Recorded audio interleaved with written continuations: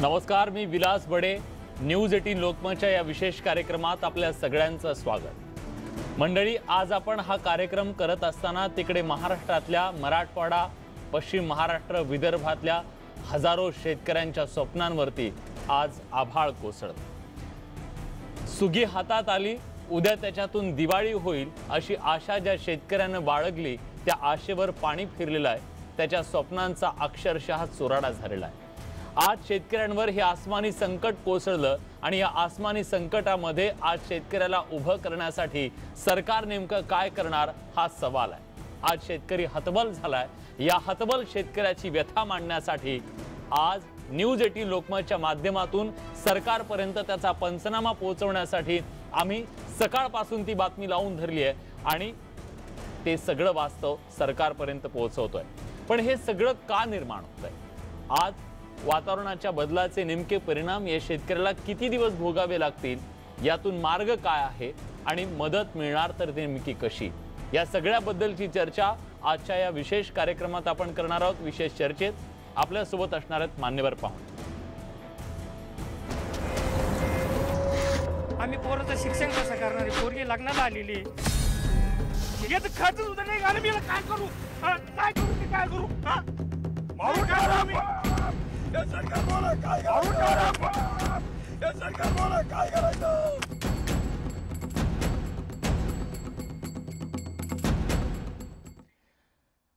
आभाळ फाटलंय आणि ते सावरणार कोण हा सवाल आहे. आणि या चर्चेमध्ये सहभागी होण्यासाठी आता आपल्या सोबत मान्यवर पाहुणे आहेत. शिवसेनेचे नेते किशोर तिवारी आपल्या सोबत आहेत. शेतकऱ्यांसाठी ते विदर्भात गेली अनेक वर्ष काम करतायत. अनेक दशकांचं त्यांचं शेतकऱ्यांसाठीचं काम आहे. आपल्यासोबत राज्याच्या कृषी मूल्य आयोगाचे माजी अध्यक्ष आणि भाजपचे नेते पाशा पटेल सुद्धा जोडले गेलेले आहेत. मी दोघांचंही स्वागत करतो. आपल्यासोबत काही वेळातच कृषी हवामान तज्ज्ञ रामचंद्र साबळे सर सुद्धा असतील, जे या सगळ्या हवामान बदलाच्या बद्दल सांगतील. हे संकट नेमकं काय आहे आणि ते किती दिवस राहील याच्याबद्दलचं सविस्तर विश्लेषण ते करतील. आणि आपल्यासोबत औरंगाबादहून आमचे प्रतिनिधी सचिन जिरे सुद्धा आहेत, जे शेतकऱ्यांची व्यथा आपल्यापर्यंत मांडणार आहेत. मी सगळ्यांचं स्वागत करतो. पण या चर्चेला सुरुवात करण्यापूर्वी आज या बळीराजावर नेमकं संकट काय आलेलं आहे, त्याची हतबलता नेमकी काय आहे, कुठल्या परिस्थितीतून तो आज जातोय आणि त्याला कुणाचा आधार का वाटत नाहीये, त्यानं मांडलेली ही व्यथा काही वेळापूर्वी आमचे प्रतिनिधी सचिन जिरे यांनी या शेतकऱ्याशी संवाद साधला. तेव्हा त्यांची काय व्यथा होती ती आधी ऐकूया. शेतकरी सध्या तरी हवालदिल झालेले आहे. शेतकऱ्यांचं असं म्हणणं आहे की या ठिकाणी दिवाळी तोंडावर आलेली आहे. कर्ज काढून जो पीक लावला होता तो पीकही आता अति पावसामुळे पूर्ण पाण्यात खराब झालेला आहे. त्यामुळे हप्ते भरणं, बँकेचे हप्ते आहेत, त्याशिवाय शिक्षणाचा खर्च आहे, दिवाळी तोंडावर आलेली आहे, अशा अनेक समस्या शेतकऱ्यांना आहेत. आणि अशा परिस्थितीमध्ये शासनाकडून, महसूल विभागाकडून कुठलेही पंचनामे सध्या करण्यात आलेले नाही आहे. त्यामुळे शेतकऱ्यांची अशी मागणी, तात्काळ या ठिकाणी पंचनामे करा आणि दिवाळीपूर्वी आम्हाला ते थेट पैसे आमच्या खात्यात टाका, अशी मागणी या ठिकाणी शेतकऱ्यांची. आपल्यासोबत आताही काही मका उत्पादक शेतकरी आहेत आणि त्याचबरोबर टमाटे आणि मका असे विविध पिके घेणारे शेतकरी, आपण त्यांच्याकडून जाणून घेऊया. काय आज तुमचं जे नुकसान झालेलं आहे, काय मागणी आहे तुमची आणि काय किती नुकसान झालेलं आहे? माझं तर जवळजवळ 1.5 ते 2 लाखाचं नुकसान झालं आहे. आणि पावसानं लावून धरल्यामुळं माझं जे तोंडी आलेला घास आहे आणि तो घास असा पहा तुम्ही. आता ही मक्का आहे, मी ही मार्केटला मक्का तयार करून आणली. या मक्याला कोणीही व्यापारी या मक्याला कोणी घेईना. मला या मक्याचं मी करायचं काय? आता मला आत्महत्या केल्याशिवाय काही पर्याय नाही. दिवाळी तोंडावर आली, लोकांचं कर्ज पाणी, दुकानदाराचं कर्ज पाणी, खताचं कर्ज पाणी, लेकरं बाळ आहे, दिवाळी सणासुदीची आली आणि ही अशी मक्का माझी नुकसान झाली. माझी ही 4 एकरची मक्का ही पुरी नुकसान झाली. मी काढली, मार्केटला नेली. याला अजिबात कोणी व्यापारी कोणीच काही याला मागेना. हे मग तिकडे फेकून द्या म्हणते. मग आता फेकून द्या. माझं म्हणणं आता सरकारनं याचं डायरेक्ट आम्हाला याचं नुकसान आम्हाला द्यायला पाहिजे. हे पंचनामे याला काढले पाहिजे. पंचनामेचे हे नादी जर लागले ते पंचनामे जातील 6 महिन्यावर. 6 महिने दिवाळी आली, 2-2.5 महिन्यावर दिवाळी आली. लेकरं बाळ आणि याने आम्ही काय तोड सोडून घ्या. या अशी मका आमची मार्केटला नेली. हिची कोणी हिचं व्यापार सुद्धा कोणी ते म्हणते फेकून द्या म्हणते. आम्ही काय करा? आम्ही हे धान्य आमचे माझं 2-2.5 लाखाचं नुकसान झालंय. याला काय करावं आम्ही? शेतकरी व्यापार सुद्धा त्याला कोणी घेईना. याला करायचं काय? मी आता या आम्हाला आत्महत्या केल्याशिवाय मला पर्याय नाहीये. हा कपाशीचं गेले, कपाशी बी गेली पूर्ण कपाशी नुकसान झालं. हा हे शेतकरी म्हणते पंचनामे करू, निकास करू, आमका करू. हे निकास याला खड्ड्यात घालते निकास. हे बसले खुर्चीवर, याला काय घेणं सरकारच्या, याला शेतकऱ्याचं काही घेणं नाही. हे जे खुर्चीवर बसले यांच्या खुर्च्या यांना प्यारे शेतकरी मदत कर नाही. शेतीला काही शेतकरी घेणं नाही. सांगा तुम्ही कपाशी गेली, ही मक्का आहे, ही मक्का मी मार्केटला आणली. या मक्काला कोणी योपूस पुसताना कोणी मला ट्रॅक्टरचं भाडं द्यायचं. मला ट्रॅक्टरचं भाडं आता 2-2.5 हजार रुपये ट्रॅक्टरचं भाडं आहे. मी मशीनचा खर्च आहे, मशीनचा खर्च 100-150 रुपये पोहोचण्याचा खर्च आहे. आणि पुन्हा मजूरला मी काढून घेतली. आणि याचं करायचं काय मला, याचं मला पर्याय नाही. काय करायचं याचं, मला काय करायचं. हे व्यापारी याला घेत नाही, सरकार आमच्याकडे पाहत नाही. याचं पंचनामा करा म्हणते. यांचे पंचनामा चालायचे 6 वर्ष 6 महिने. आम्ही त्यावर म्हणायचं का, आमची दिवाळी आली, आमचे लेकरं बाळ पाहुणार रावळे, याचं करायचं काय आम्ही येते. हा सरकार म्हणजे आम्हाला काही पंचनामा काही लागत नाही. आम्हाला तात्काळीची ना, आम्हाला तात्काळीची नुकसान भरपाई पाहिजे, तरच आम्हाला व्यवस्थित होईल, आमची दिवाळी साजरी होईल. आमचे लेकरं बाळ पोरं शिक्षण ते पूर्ण करोनामुळे आम्हाला कोण जाता येत नाही, कोण काही करता येत नाही. महाग वस्तू घ्यायला लागत त्या 10 रुपयाची वस्तू आम्हाला 50 रुपयात घ्यायला लागते. हे सरकार झोपलं काय, हे सरकार झोपलं. हे सरकारचे खुर्च्या बसलं, हे याला शेतकऱ्याची काय काळजी का. हे आमची मक्का सडली आता, ही व्यापारी या मक्याला कोणी घेणं हो. काय करा आम्ही, काय करा का आम्ही केलं घेणं. मी 2 ट्रॅक्टर आणले, याचं खर्च सुद्धा नाही घाल. मी याला काय करू, काय करू मी, काय करू नाही, काय करू मी. अहो पाटील, मी खर्च केला, याला मला 1 लाख रुपये खर्च आलेला, काय करायला पाहिजे मी. या सरकार नुसतं बसलं खुर्च्या बसलं. याला शेतकऱ्याची काही काळजी नाही या सरकारला. हे लोक फक्त खुर्च्या बाहेर राहिले, याला समजत नाही. आपलं हे भारत देश हा आज शेतकऱ्यावर चालतो. हा शेतकरी आपला पोषक आहे. मग आपल्या भारताला शेतकरी धान्य पुरवतो, काबड कष्ट करतो, ऊन ताण पाऊस वारा सगळं ते करतो तो. आणि हे सरकार हे खुर्च्या बसली आहे, याला काही शेतकऱ्याची काळजीच नाही. आता सांगा तुम्ही, आम्ही याला लहान पोरासारखं आम्ही याला उन्हाळी नांगट मोगड खत याला जाऊ द्या. पाणी आहे, हे पाण्याच्या आला सरकार तिकडे बसलं. हे काय करते पाण्याला, त्याच्यापेक्षा आपण मरून गेलं बरं. मग काय करते याला, हे सरकार तिकडे हे नुसतं बसलं हे खुर्चीवर आहे, याला शेतकऱ्याची काळजी नाही आहे. मी तर म्हणतो बाबा, त्यानं आता जर त्यानं डायरेक्ट नुकसान भरपाई दिली ठीक आहे. यानं जर नुकसान भरपाई नाही दिली, मी मुख्यमंत्र्याच्या नावानं मी आत्महत्या करणार आहे. याला मुख्यमंत्री याला जबाबदार राहील. माझं कुटुंब पुरा आत्महत्या करायला राहणार नाही. म्हणजे मका व्हायला गेली, कापूस व्हायला गेला, माझ्या पदात काहीच नाही पडत. सांगा ना ते साहेब, तुम्ही पहा या मक्याला एक व्यापारी जवळ मला उभं करीन ना, ते तिकडे फेकून द्या. काय करायचं आम्ही, याचं काय करायचं. आम्ही राब आमचे पोरं सोरं आम्ही पाण्या पावसात आम्ही तुणलो आम्ही हे पीक उभं केलं. आणि आता सांगा, आता हे तोंडी घासायला साहेब सांगा तुम्ही, या व्यापारी सुद्धा ते करीना. नक्कीच या ठिकाणी तुम्ही बघितलं की कशा प्रकारे हे जे शेतकरी आहेत हवालदिल झालेले आहेत. हा उद्वेग, हा संताप, हे सगळं बघितल्यानंतर नेमकं काय बोलावं हेच कळत नाहीये. पण आज शेतकऱ्याच्या पदरात जे काही पडलेलं आहे ते, त्याच्यातून त्याचं घर चालवू शकत नाहीये, तो उभा राहू शकत नाहीये, तो कर्ज फेडू शकत नाहीये. अशा अनेक संकटांची मालिका आज त्याच्या समोर या निसर्गानं निर्माण केलेली. आता आपल्यासोबत मान्यवर पाहुणे आहेत. पाशा पटेलजी यांच्याकडे सुरुवातीला जातोय. पाशा पटेलजी, आज त्या शेतकऱ्यानं जी व्यथा बोलून दाखवलेली आहे त्याचा कुणावरच विश्वास उरलेला नाहीये. ना निसर्गानं त्याची पाठ सोडली, ना सरकार त्याला यातून बाहेर काढेल अशी आशा आहे. आज या शेतकऱ्याला विश्वास कोण देणार आहे, कोण त्याला सांगणार आहे की तू जगलं पाहिजे आणि तुझ्या पाठीशी आम्ही आहोत. हे पहा, आता जे शेतकऱ्याचं जे त्याने जे आपलं मन हलकं केलं, जे दुःख दाखवलं आपण, हे मन सुन्न करणारी घटना आहे. कालपासून मी बघतोय की आमच्या लातूर जिल्ह्यामध्ये 35 मंडलामध्ये अतिवृष्टी झालेली, 35 मंडलामध्ये, आणि 10 मंडलामध्ये 100 मिलीमीटर पेक्षा जास्त पाऊस पडलाय. माझ्याकडे काही व्हिडिओ आले, ती व्हिडिओ असे आहेत की सोयाबीन ज्यांनी गोळा करून ठेवलंय, ते गोळा करून ठेवलेलं सोयाबीन पाण्याच्या प्रवाहामध्ये वाहून गेलाय, आणि जे रानात आहे ते आता पूर्ण पाण्याच्या खाली आहे. खरंच आता या शेतकऱ्यांनी जगावं कसं, काय याला मार्ग काय. पण ही काही एक दिवसाची गोष्ट नाही. याच्यामध्ये आता जे शास्त्रज्ञाचे जे हे येऊ लागलेत, अंदाज येऊ लागलेले आहेत की मराठवाडा ढगफुटीचा प्रदेश होणार आहे. जर समजा 50 मंडलामध्ये 35 मंडल एका रात्री 100 मिलीमीटरच्या आसपास जर पाऊस पडणार असं, तर मग आता शेती व्यवसायामध्ये उरणार आहे काय? म्हणजे पर्यावरण जे बिघडलेलं आहे, ग्लोबल वॉर्मिंगमुळे जे काही संकट आमच्या समोर आलेले आहेत, वातावरणातल्या बदलामुळे जे संकट आलेले आहेत. आता पहिलं 27 नक्षत्र होते बडे साहेब, 27 नक्षत्राच्या माध्यमातून आपल्याकडे पाऊस यायचा. काय आमच्या आजी पंजाच्या काळात वातावरण होतं, काय म्हणी होत्या, पडला उतरा भात खाना कुत्रा, पडला मगा ढगाकड बघा, पडला हस्त शेतकरी झाला मस्त, पडल्या स्वाईसाठी पिकतील माणिक मोती, आला पोळा पाऊस झाला पोळा. असं नक्षत्राचं नाव घेतलं की त्या नक्षत्रामध्ये पडणाऱ्या पावसाच्या धाराची झाडी सुद्धा लक्षात येत होती. आता काय झालंय, आता 27 नक्षत्र गेले, आता 2च नक्षत्र आहेत. एक तर ढगफुटी, नाही तर दुष्काळ. गेले वर्षभर पाऊस नव्हतं आणि या वर्षी उघडायलाच तयार नाही.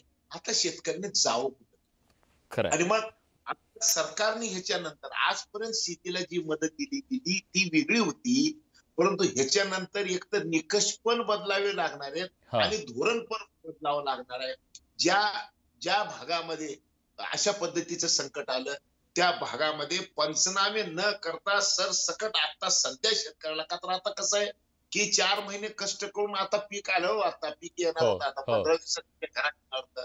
हातातोंडाशी आलेला घास जर राहून गेलेला असेल तर आता तो ज्या पद्धतीने तो रडला आणि तो आत्मक्लेश जो केला, जो शेतकरी जमिनीवर पडला, ते बघितल्यानंतर मन हेलावून जात आहे. हे सगळी परिस्थितीतून गेलेले आहे आम्ही. आणि म्हणून सरकारला विनंती अशी आहे की आता या काळामध्ये या शेतकऱ्याला माननीय मुख्यमंत्र्यांनी सांगायला पाहिजे की तुम्ही काळजी करू नका, मी तुमच्या पाठीशी. सरकारचा सगळा रिता झाला तरी हरकत नाही, परंतु आम्ही शेतकऱ्याला मदत देणार. अशा पद्धतीची घोषणा सरकारच्या वतीने जर झाली तर ही अस्थिर झालेली मन स्थिर होतील. नाहीतर आता ह्यांना आणि ती स्थिर करणं गरजेचं आहे. आणि अशा सगळ्या परिस्थितीत जेव्हा तुमच्यावर आभाळ कोसळलेला असेल, आभाळ पाटलेला असेल, तेव्हा धीर द्यायला सुद्धा कोणीतरी हवं असतं. आणि आज ती भूमिका सरकार बजावते का, त्याच्याबद्दलचा सवाल विचारूया सरकारला. पण आता आपल्यासोबत रामचंद्र साबळे सर आहेत, ज्यांच्याकडून जाणून घेणं गरजेचं आहे. कृषी हवामान तज्ज्ञ आहेत. साबळे सर, ज्या मराठवाड्याला दुष्काळवाडा म्हटलं गेलं, पाण्यासाठी माणसं पायपीट करताना आपण सगळ्यांनी बघितले, थेंबासाठीचा संघर्ष बघितला. आज त्याच मराठवाड्यामध्ये सगळं वाहून जाताना दिसतंय. हे असं का होतंय? हे एकूणच हवामान बदलाचा परिणाम आहे. आणि हा हवामान बदलाचा परिणाम आपण या संपूर्ण दशकामध्ये पाहतोय. 2012चा दुष्काळ असेल, 2015चा दुष्काळ असेल, 2018चा दुष्काळ असेल, या काळामध्ये मराठवाड्यामध्ये फार मोठी सिव्हिअर पाण्याची दुर्भिक्ष निर्माण झालेलं होतं. टँकरने पाणी पुरवावं लागलं होतं 2018च्या दुष्काळामध्ये, 15च्या दुष्काळामध्ये. आणि ही परिस्थिती 19 सालामध्ये जर आपण बघितलं तर कोल्हापूर, सांगली, सातारा या भागामध्ये अतिवृष्टी झाली. त्यावेळेला मात्र मराठवाड्यातही पाऊस कमी होता किंवा दुष्काळी परिस्थिती होती. म्हणजे इतकं हे विदारक हवामानाचं चित्र आहे आणि हे हवामान बदलाचा परिणाम आहे. यावर्षी जर आपण बघितलं तर मराठवाडा आणि नगर जिल्हा, यातला नगर जिल्ह्यात सगळ्यात जास्त सरासरीपेक्षा तिथल्या पाऊस जास्त झालेला आहे. त्याचप्रमाणे सोलापूर, उस्मानाबाद, बीड या सर्व जिल्ह्यांमध्ये, मराठवाड्यातल्या सर्व बहुतेक औरंगाबाद या सर्व जिल्ह्यांमध्ये सरासरीपेक्षा कितीतरी अधिक पाऊस झालेला आहे. पावसामुळे बरीच पिकं यावर्षी गेलेली आहेत. यापूर्वी आपण काही शास्त्रज्ञ म्हणत होते की मराठवाडा हा वाळवंटी प्रदेश असा जाहीर करावा लागेल. एकदम उलट झालेलं आहे. याला मुख्य कारण म्हणजे हवेतला कार्बन डायऑक्साईडची लेवल बरीच कमी झालेली आहे.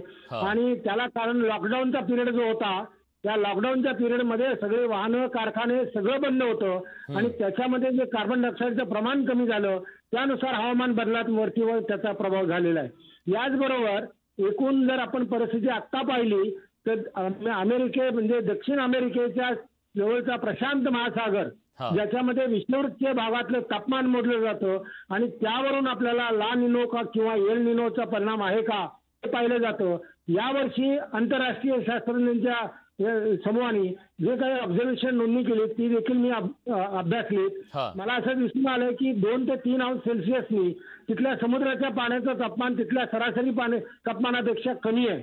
त्यावेळेला तिथले हवेचे दाब वाढतात, वारे इकडे लोटले जातात आपल्या भारताच्या दिशेनं अगर दक्षिण आशियाच्या दिशेनं आणि मग हे पावसात बदल होतात. हे दोन्ही परिणाम आहेत एका वेळेला. बर. हवामान बदलाचा परिणाम कार्बन डायऑक्साईडच्या लेवलमध्ये बदल झाल्यामुळं आणि इकडे ला निनोच्या परिणामामुळं इकडे हा जो जास्त पाऊस होणं किंवा वाजवीपेक्षा अधिक पावसाचं प्रमाण वाढणं हे ला निनोचा परिणाम आहे.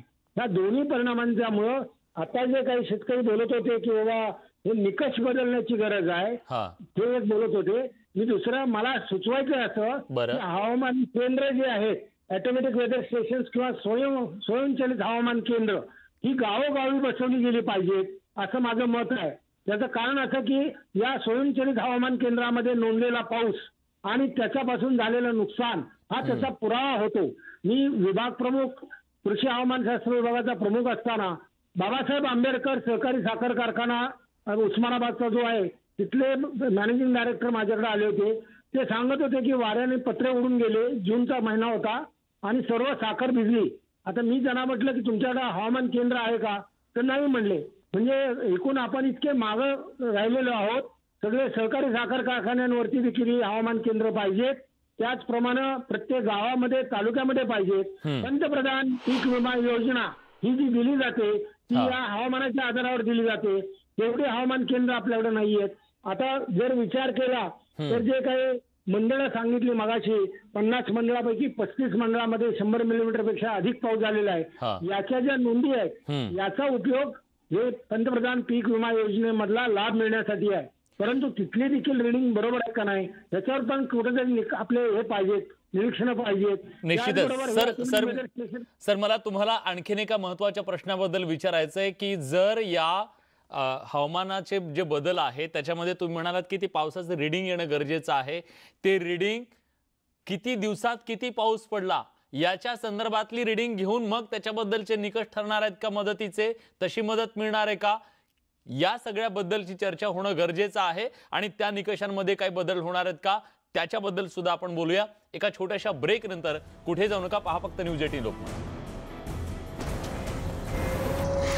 आम्ही पोराचं शिक्षण कसं करणार, पोरगी लग्नाला आलेली, याचं खर्च सुद्धा नाही घालून मी काय करू, काय करू, मी काय करू, मारून काय करायचं.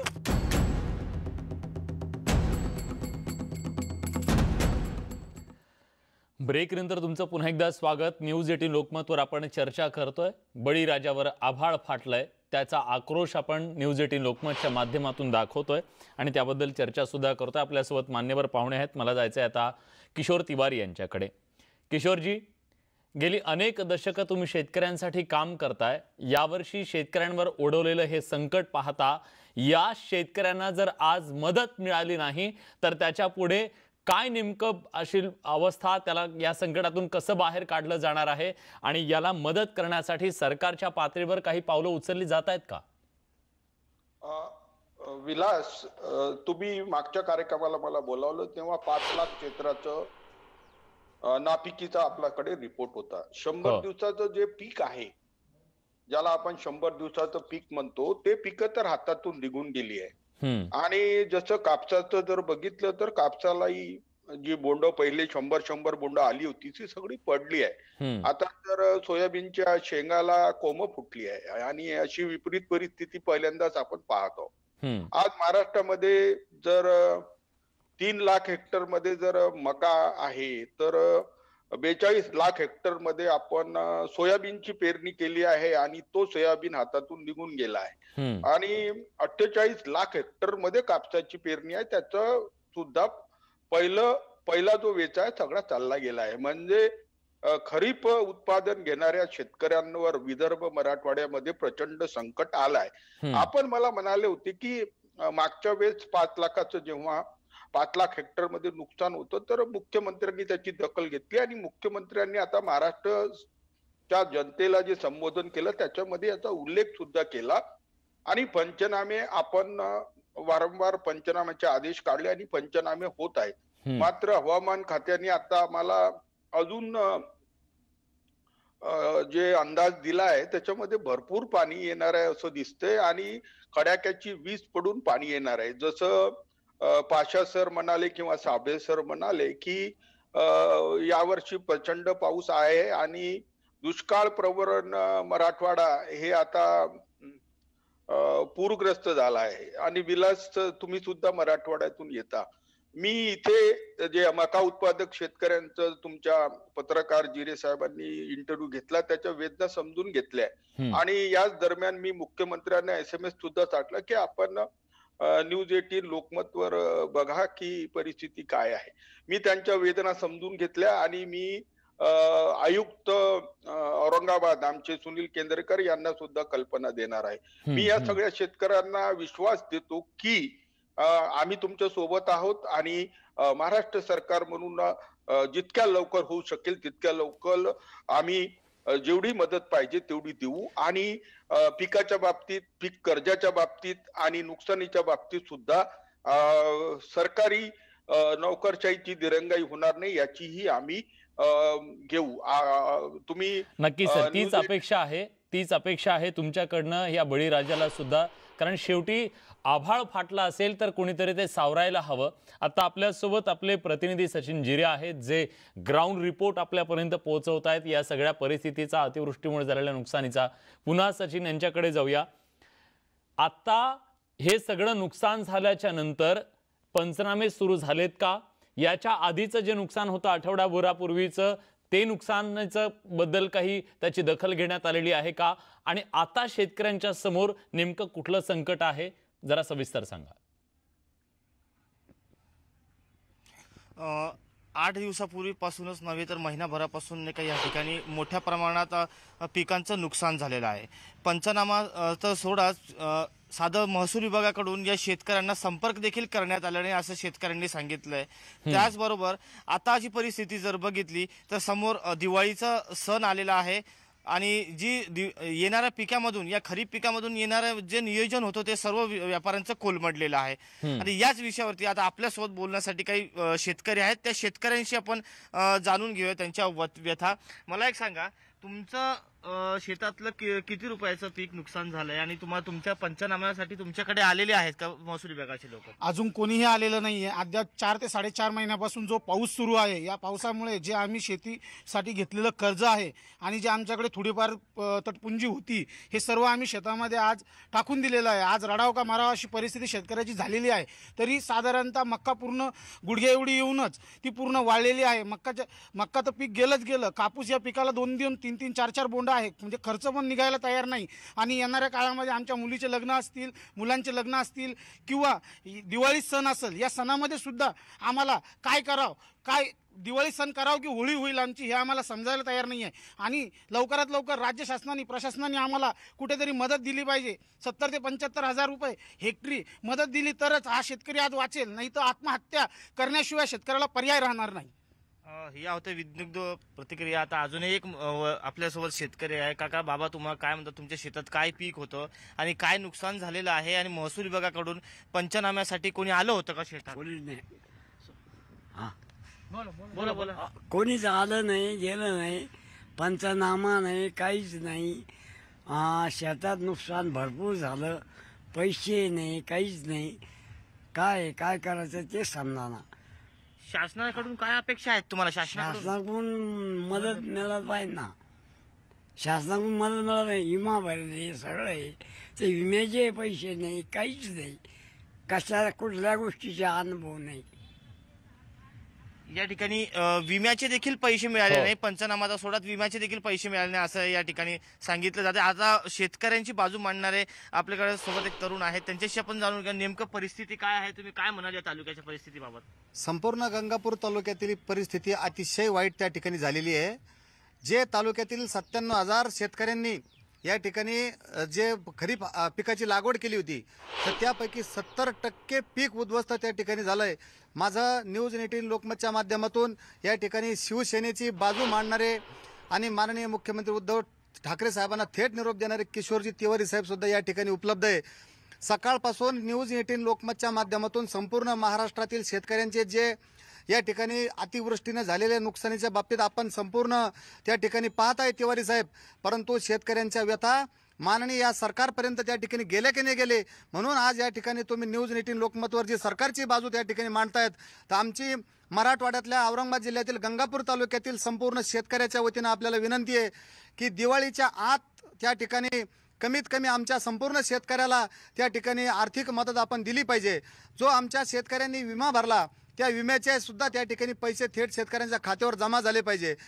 निवडणुकीच्या अगोदर शिवसेनेनं आणि या महाविकास आघाडीनं खूप मोठ्या घोषणा केल्या होत्या शेतकऱ्यांच्या बाबतीत, परंतु एकाही घोषणेची अंमलबजावणी त्या ठिकाणी होत नाही। आम्ही काही महाविकास आघाडी सरकारच्या विरोधात नाही किंवा विरोधकाच्या बाजूचे समर्थक नाही, परंतु आज महाराष्ट्रातील मराठवाड्यातील औरंगाबाद जिल्ह्यातील गंगापूर तालुक्याची जी शेतकऱ्यांची अतिशय दयनीय अवस्था झाली, शेतकरी लाईव्ह चॅनलच्या समोर मरण्यासाठी त्या ठिकाणी तयार आहेत। याच्यावरून तुम्ही शेतकऱ्यांचा उद्रेक लक्षात घ्या। तिवारी साहेब, इतकी गोष्ट सोपी नाही, तात्काळ तुम्हाला या ठिकाणी काहीतरी नक्कीच आज न्यूज 18 लोकमतच्या माध्यमातून तुमचा हाच आवाज सरकारपर्यंत पोहोचवण्याचा आमचा हा प्रयत्न आहे। खरं तर आज शेतकऱ्यांनी जे सांगितलं की त्यांना मदतीची जी अपेक्षा आहे, पीक विम्याबद्दल आपण बोलणार आहोत। पीक विम्याच्या संदर्भात आता या सगळ्या शेतकऱ्यांना मदत मिळणार आहे का, की पुन्हा एकदा नियम आणि अटींच्या मध्ये अडकवून त्या जाळ्यात अडकवून शेतकऱ्यांना वंचित ठेवलं जाणार आहे, याच्याबद्दलची चर्चा ब्रेक नंतर। कुठे जाऊ नका, पहा फक्त न्यूज 18 लोकमत। आम्ही पोराचं शिक्षण कसं करणार आहे? पोरगी लग्नाला आलेली, याचं खर्च सुद्धा नाही घालून मी काय करू? काय करू मी? काय करू? मारून या सरकार काय करायचं?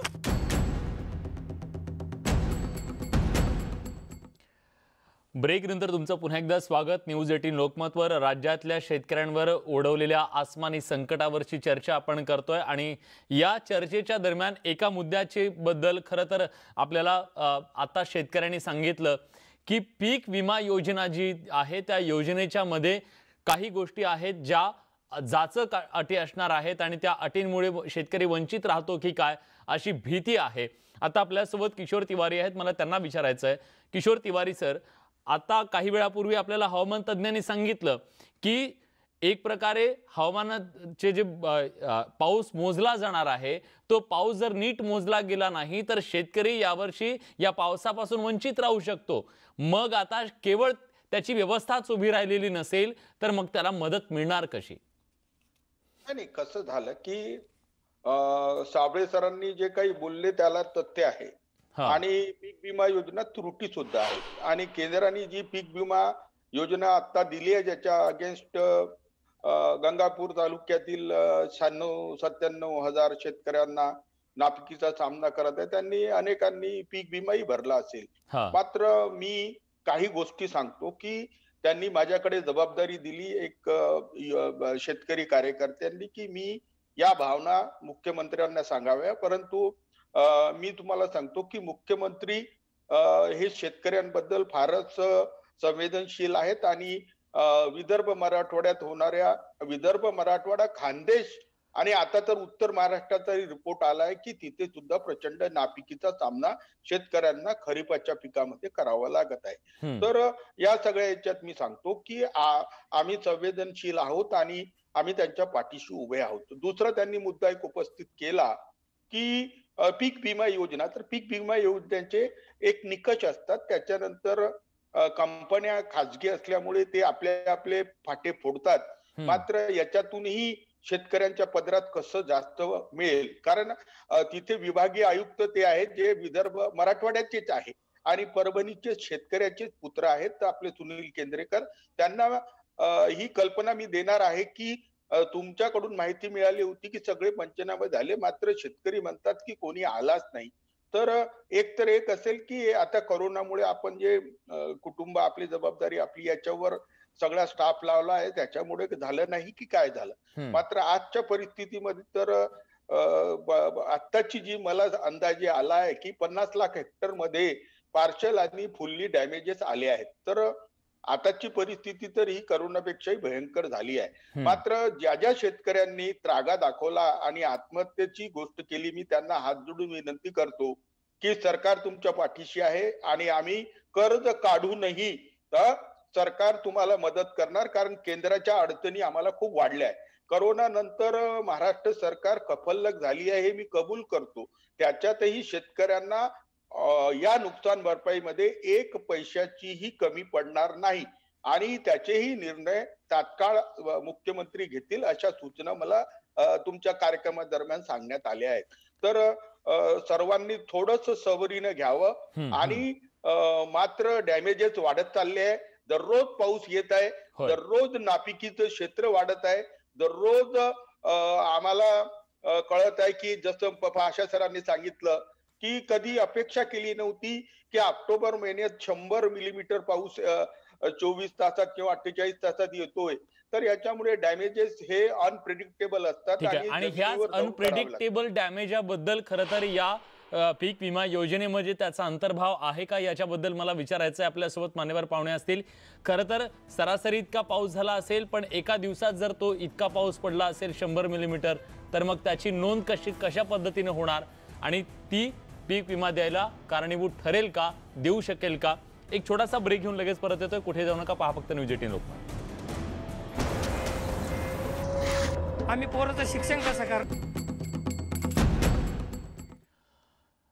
ब्रेक नंतर तुमचं पुन्हा एकदा स्वागत. आपण बघतोय की शेतकऱ्यांवर जे आसमानी संकट आलेलं आहे, त्या संकटात आता शेतकऱ्यांना मदतीसाठी पीक विमा हे एक साधन वाटतंय आणि त्या माध्यमातून त्यांना मदत मिळेल अशी आशा सुद्धा आहे. पाशा पटेल आता आपल्या सोबत आहेत. मला त्यांना विचारायचं आहे, पाशाजी, जर एका दिवसामध्ये 100 मिलीमीटरपेक्षा जास्त पाऊस पडलेला असेल, हे बहुतांश ठिकाणी असं झालं 80-80 मिलीमीटर पर्यंत पाऊस पडलेला आहे, कदाचित तो सरासरी इतका सुद्धा असू शकेल किंवा थोडा जास्त असू शकेल, अशा सगळ्या परिस्थितीमध्ये शेतकऱ्यांना मदत मिळू शकते का पावसाच्या निकषावरती?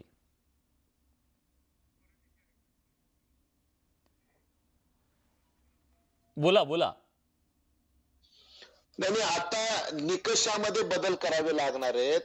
आता 8 दिवसापूर्वीच पंचनामे झाले, पंचनाम्याला लोक आले, आपण जे म्हणलो त्यावेळेसची परिस्थिती वेगळी होती. त्यावेळेस तर नुकसान शेतकऱ्याचं झालं, पण हे नुकसान कसं आहे, हे नुकसान आता काढून ठेवले, जे काही उरलं सुरलं, जे काही शिल्लक राहील तर रानामध्ये तेही गेलं आणि जे काढून ठेवलं तर तेही गेलं, जे शिल्लक होतं ते पण गेलं, म्हणजे 100% गेलेलं आहे समजा. आणि आता आपण जे मका आणि कापूस या 2 शेतकऱ्याचा जो आपण तळतळ बघतो ना इथं, जोपर्यंत जे त्यांची जे हाल आपण बघतो, त्याच्यामुळे आता झालंय कसं की एका वर्षात किती वेळेस पंचनामे करणार आहे तुम्ही, की कशाचे पंचनामे करणार आहे तुम्ही? म्हणजे आता कुठलंही शिल्लक राहिलेलं नाही असं समजून राज्य सरकारने एकरी 50,000 रुपयाची जर घोषणा केली तर या शेतकऱ्यांना दिलासा दिल्यासारखं होईल. नाहीतर निकषाच्या भानगडीमध्ये जर पडलं, आता जर समजा पर्यावरणच जर बदललं असेल, वातावरण जर बदललं असेल, पाऊसमान जर बदललं असेल आणि त्यावेळेसचे नियम आणि आत्ताचे नियम, आता ते नियम सगळे कायदे नियमबाह्य, काही कालबाह्य झाले. आता खरं तर नव्या परिस्थितीमध्ये नवीन काही घोषणा, नवीन काही नियम करावा लागणार असं मला वाटतं. आणि ही जी वेळ आहे ना, ही वेळ अत्यंत वाईट वेळ आहे. हे वर्ष सगळ्यात वाईट वेळ आहे. पाऊस लहरी झालेला आहे आणि अशा लहरी पावसामध्ये म्हणजे आमच्या बापाच्या आज्याच्या काळामध्ये 100 दिवस येणारा पाऊस आता जर समजा 52 तास येऊन जर जाणार असेल तर किती भयानक पाऊस पडणार आहे. आणि तेही जरी तुम्ही ऐकलं तर ढगफुटीशिवाय पाऊसच नाही, म्हणजे सामान्य पाऊसच नाही, ढगफुटीचाच पाऊस आहे. आणि त्याच्यामुळं एका रात्रीमध्ये जर असं 100 मिलीमीटर जर पाऊस पडून जाणार असेल तर काय शिल्लक राहणार आहे? निश्चितच. आणि हे कुठं घडतंय? त्या मराठवाड्यात घडतंय, ज्या मराठवाड्यात पाण्यासाठी माणसांची पायपीट सुरू होती. एका थेंबासाठी लोक पावसाची वाट बघत होते. कमी पाऊस पडतोय म्हणून कमी पाण्यावरची पिकं जेव्हा घेतली जातात तेव्हा प्रचंड पाऊस पडतो आणि मग त्या पिकांचं काहीच राहत नाही. अशी सगळी परिस्थिती दोन्ही बाजूनी कोंडी आणि या सगळ्यामध्ये आता आशा केवळ सरकारकडून इथल्या शेतकऱ्यांना आहे. आज या चर्चेमध्ये आपण सगळेजण आलात, उद्देश हाच होता. आज राज्यातल्या लाखो शेतकऱ्यांच्या समोर ही दिवाळी कशी साजरी करायची हा सवाल नाहीये, जगायचं कसं हा सवाल आहे. आणि तो सवाल सरकारपर्यंत पोहोचवण्याचा न्यूज 18 लोकमतचा हा प्रयत्न होता. आज या चर्चेमध्ये आपण सगळेजण आलात, इथल्या शेतकऱ्याच्या व्यथेला वाचा फोडलात, त्याबद्दल मी सगळ्यांचे आभार व्यक्त करतो. आणि किशोर तिवारीजी, तुमचे धन्यवाद. तुम्ही तातडीने मुख्यमंत्र्यांपर्यंत ही बाब पोहोचवली, त्याबद्दल तुमचेही आभार. या चर्चेमध्ये आपण इथेच थांबतोय. धन्यवाद.